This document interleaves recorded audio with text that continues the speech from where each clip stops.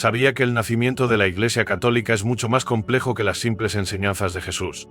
Mientras que muchos ven el ministerio de Cristo como el fundamento, la verdadera formación de la Iglesia fue un viaje enmarañado en el que intervinieron la política, las luchas de poder y la inspiración divina. Desde el momento en que Jesús fue crucificado, la cuestión no era solo quién lideraría a los seguidores, sino cómo se definirían a sí mismos en un mundo dominado por el Imperio Romano. Los primeros cristianos no pensaban en una iglesia única y unificada, pensaban en sobrevivir. La historia de los orígenes del cristianismo comienza con las enseñanzas radicales de Jesús de Nazaret, cuyo mensaje de amor, compasión y un reino que no es de este mundo parecía demasiado peligroso para las autoridades romanas. Sin embargo, la crucifixión de Jesús no marcó el final de su mensaje, sino que desencadenó el comienzo de una revolución espiritual duradera. Sus apóstoles y discípulos, a pesar de los riesgos, empezaron a difundir sus enseñanzas, cada uno interpretándolas a su manera. Los primeros cristianos, inicialmente una pequeña secta judía, se enfrentaron a la monumental tarea de definirse frente al paganismo romano y las tradiciones judías. Esta iglesia primitiva, sin embargo, no siempre fue la institución que hoy reconocemos. Durante los primeros siglos, la comunidad cristiana estaba descentralizada, formada por pequeñas iglesias y reuniones en las casas. Cada zona tenía sus propios líderes, normalmente ancianos u obispos que ayudaban a guiar a su rebaño local. Pero con el tiempo, algo empezó a surgir: la unidad. La iglesia empezó a configurarse como una organización más formal, influida tanto por los debates teológicos como por las realidades políticas del Imperio Romano. El papel de San Pedro, a menudo considerado el primer papa, empezó a consolidar la idea de una autoridad central. Pero lo que quizá nunca te hayan contado es que la verdadera consolidación del poder de la Iglesia no fue solo espiritual, sino también profundamente política. La Iglesia primitiva tuvo que sortear no solo diferencias teológicas, sino también las implacables presiones del Imperio Romano, que, tras las persecuciones iniciales, acabaría adoptando el cristianismo como religión oficial en el año 300 d.C. Este cambio marcó una profunda transformación, de ser unos forasteros perseguidos a convertirse en la fe establecida del imperio. Ya no se trataba de sobrevivir, sino de ejercer un inmenso poder político. A medida que la fe cristiana comenzaba a extenderse, se enfrentaba a desafíos tanto externos como internos. En el siglo IV, el cristianismo había pasado de ser una pequeña secta judía a convertirse en un floreciente movimiento religioso que se extendía por todo el Imperio Romano. Sin embargo, el rápido crecimiento trajo consigo nuevas complejidades, interpretaciones divergentes de la doctrina cristiana, disputas regionales por la autoridad y la necesidad de formalizar las creencias. La Iglesia se encontraba en una encrucijada, y la cuestión de la unidad marcaría su futuro. El primer acontecimiento significativo en este proceso de consolidación fue el Concilio de Nicea, en 325 d.C., convocado por el emperador romano Constantino. El concilio pretendía abordar la cuestión divisoria del arrianismo, una creencia según la cual Jesús no era plenamente divino, sino más bien un ser creado. La controversia en torno a esta creencia amenazaba con dividir a la comunidad cristiana. Constantino, recién convertido al cristianismo, consideró que la unidad de la Iglesia era esencial para la estabilidad del imperio, y trató de definir la creencia ortodoxa de una vez por todas. El resultado fue el Credo de Nicea, una declaración de fe que afirmaba la plena divinidad de Cristo y establecía una creencia fundamental para la Iglesia. Tras Nicea se celebraron otros concilios para abordar diversas disputas teológicas. El Concilio de Constantinopla de 381 d.C. reafirmó el credo niceno y desarrolló la doctrina de la Trinidad, mientras que el Concilio de Fontole, Juan 313 de virada tras B, a Cristo definiéndolo como plenamente divino y plenamente humano. Estos primeros concilios sentaron las bases para el desarrollo del marco teológico de la Iglesia, contribuyendo a conformar su identidad en los siglos posteriores. Lo que a menudo se pasa por alto es que estos concilios no eran solo debates teológicos, sino también profundamente políticos. Emperadores y obispos competían por el poder, y los resultados de estas reuniones a menudo tenían tanto que ver con la consolidación de la influencia política como con la clarificación de la doctrina. Las decisiones tomadas en estos concilios seguirían influyendo no solo en las creencias cristianas, sino también en la propia estructura de la Iglesia. A medida que el cristianismo consolidaba sus fundamentos teológicos en los primeros siglos, la estructura organizativa de la Iglesia comenzó a evolucionar. Cuando cayó el Imperio Romano de Occidente en el siglo B, el papado se había convertido en la institución central de la Iglesia católica, con Roma como epicentro. El papel del Papa, que antes era un cargo entre muchos obispos, empezó a cobrar mayor importancia. El Papa era visto cada vez más como la suprema autoridad espiritual, sucesor directo de San Pedro, cuya autoridad había sido establecida por el propio Jesucristo. Este cambio hacia la primacía papal no fue inmediato ni estuvo exento de polémica. Los primeros papas tuvieron que sortear un periodo histórico tumultuoso, en el que la caída del Imperio Romano sumió a Europa en la fragmentación política. A medida que la autoridad central del Imperio Romano disminuía, el papado no solo se convirtió en el líder religioso de la cristiandad, sino también en el gobernante de facto en muchas partes de Europa. La Iglesia proporcionó estabilidad en una época de caos, y el papado se convirtió en una fuerza unificadora, tanto política como espiritualmente. Durante la Edad Media, la Iglesia católica alcanzó la cima de su poder. Bajo el liderazgo de papas poderosos como Gregorio y León XIII, el papado expandió su influencia mucho más allá de los muros de Roma. El papado forjó alianzas clave con monarcas europeos, llegando en ocasiones a afirmar su autoridad sobre reyes y emperadores. Uno de los acontecimientos más notables fue la coronación de Carlomagno como emperador del Sacro Imperio Romano Germánico por el Papa León XIII en el año 810, símbolo de la estrecha relación entre la Iglesia y el Imperio. Sin embargo, este ascenso al poder no estuvo exento de polémica.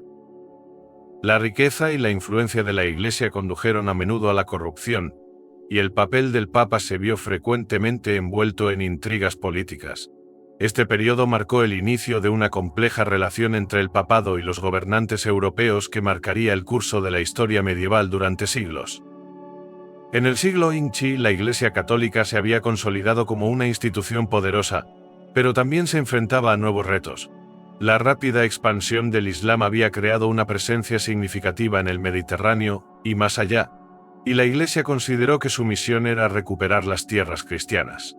Las cruzadas, una serie de guerras religiosas lanzadas por el papado, fueron la respuesta de la Iglesia a esta amenaza percibida.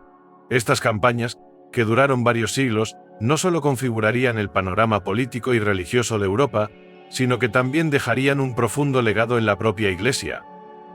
La primera cruzada, iniciada en 1196 por el Papa Urbano II, se planteó como una misión santa para liberar Jerusalén del control musulmán. El llamamiento a la guerra de Urbano resonó en una población europea ávida de celo religioso y expansión territorial. Miles de caballeros y campesinos tomaron la cruz, no solo para asegurar lugares santos cristianos, sino también para ganar tierras, riqueza y poder. La toma de Jerusalén en 1099 se consideró un triunfo milagroso para la Iglesia y marcó el inicio de una serie de cruzadas destinadas a consolidar el control cristiano sobre Tierra Santa. Sin embargo, las cruzadas no fueron únicamente religiosas, sino que también tuvieron motivaciones profundamente políticas y económicas. El papel de la Iglesia en estas guerras estuvo a menudo ligado a las ambiciones de reyes y nobles que buscaban expandir sus territorios. En muchos casos, la Iglesia proporcionó tanto justificación espiritual como apoyo material, ya que buscaba reforzar su influencia y autoridad en Europa y Tierra Santa. Las cruzadas también dieron lugar a importantes intercambios culturales entre el mundo cristiano y el musulmán, que se tradujeron en la transferencia de conocimientos, bienes y tecnologías que más tarde influirían en el Renacimiento. A pesar de los primeros éxitos de la Iglesia en las cruzadas, los efectos a largo plazo fueron más complicados. El fracaso a la hora de mantener el control sobre Jerusalén y el posterior debilitamiento del poder cristiano en la región pusieron de manifiesto los límites de la autoridad papal. No obstante, las cruzadas tuvieron consecuencias de gran alcance para el desarrollo de la Iglesia católica, influyendo en su relación con los poderes seculares y preparando el terreno para futuros conflictos religiosos. En el siglo XVI, la Iglesia católica, antaño una fuerza dominante en Europa, empezaba a enfrentarse a graves problemas internos.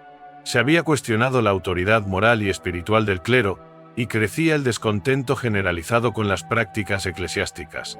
El punto de inflexión se produjo cuando Martín Lutero, un monje alemán, Publicó sus 95 tesis en 1107, cuestionando la venta de indulgencias por parte de la Iglesia y otras prácticas que consideraba corruptas.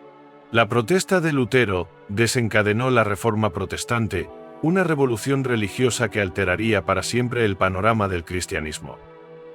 Las ideas de Lutero se difundieron rápidamente, impulsadas por la llegada de la imprenta, que permitió que sus escritos llegaran a un público amplio. Defendía que la salvación llegaba solo a través de la fe, y no mediante rituales eclesiásticos, y hacía hincapié en la Biblia como única fuente de autoridad. Sus críticas al papado y a la estructura jerárquica de la Iglesia calaron hondo en muchos, lo que provocó una disensión generalizada. La reforma de Lutero no solo dio origen al luteranismo, sino que también inspiró el surgimiento de otras denominaciones protestantes, como el calvinismo y el anglicanismo, que rechazaban la autoridad papal y pretendían reformar las prácticas cristianas. La Iglesia Católica, ante la amenaza de cisma, respondió con la Contrarreforma, un movimiento dirigido tanto a reformar la Iglesia internamente como a reafirmar sus doctrinas. El Concilio de Trento, 50 y 45 563, desempeñó un papel fundamental en este proceso, abordando muchas de las cuestiones planteadas por los reformadores. El concilio aclaró la doctrina católica sobre la salvación, los sacramentos y la autoridad del Papa, al tiempo que inició reformas para frenar la corrupción en el clero. La Contrarreforma también vio surgir nuevas órdenes religiosas como los jesuitas, que desempeñaron un papel clave en la revitalización del catolicismo a través de la educación y la labor misionera. Aunque la Reforma Protestante y la respuesta católica remodelaron radicalmente el cristianismo, estos acontecimientos también sentaron las bases para siglos de conflictos religiosos en toda Europa, que desafiarían la autoridad de la Iglesia y redefinirían la relación entre Iglesia y Estado. Cuando los siglos XVII y XVIII marcaron el comienzo del siglo de las luces, la Iglesia Católica se vio enfrentada a una nueva ola de avances intelectuales, científicos y filosóficos que ponían en tela de juicio la autoridad religiosa tradicional. Los pensadores de la Ilustración hacían hincapié en la razón, la libertad individual y la búsqueda del conocimiento, cuestionando a menudo la legitimidad del poder de la Iglesia y su influencia sobre la sociedad. Filósofos como Voltaire y Rousseau criticaron el papel de la Iglesia en asuntos políticos y abogaron por el laicismo y la separación de Iglesia y Estado. Uno de los desafíos más significativos a la autoridad de la Iglesia durante este periodo fue el auge de los descubrimientos científicos, que contradecían las opiniones religiosas mantenidas durante mucho tiempo. Figuras como Galileo Galilei e Isaac Newton revolucionaron nuestra comprensión del mundo natural, pero sus descubrimientos a menudo entraban en conflicto directo con la doctrina de la Iglesia. El apoyo de Galileo al modelo heliocéntrico, que situaba al Sol en el centro del sistema solar, fue condenado por la Iglesia Católica en 1633 como herético, y se vio obligado a retractarse bajo amenaza de castigo. Este episodio puso de manifiesto la tensión entre la investigación científica y el dogma religioso que definiría gran parte de la época de la Ilustración. A pesar de estos desafíos, la Iglesia Católica se adaptó de diversas maneras. El Papa Pío IX publicó a mediados del siglo XIX el Syllabus of Errors en 1864, en el que condenaba el auge del liberalismo y el modernismo. Sin embargo, la Iglesia también intentó comprometerse con las nuevas corrientes intelectuales, y algunos papas como León XIII promovieron una doctrina social que abordaba cuestiones como los derechos de los trabajadores y el papel de la Iglesia en un mundo en rápida transformación. En el siglo XIX y principios del XX, la Iglesia Católica se enfrentó a la realidad de la modernidad.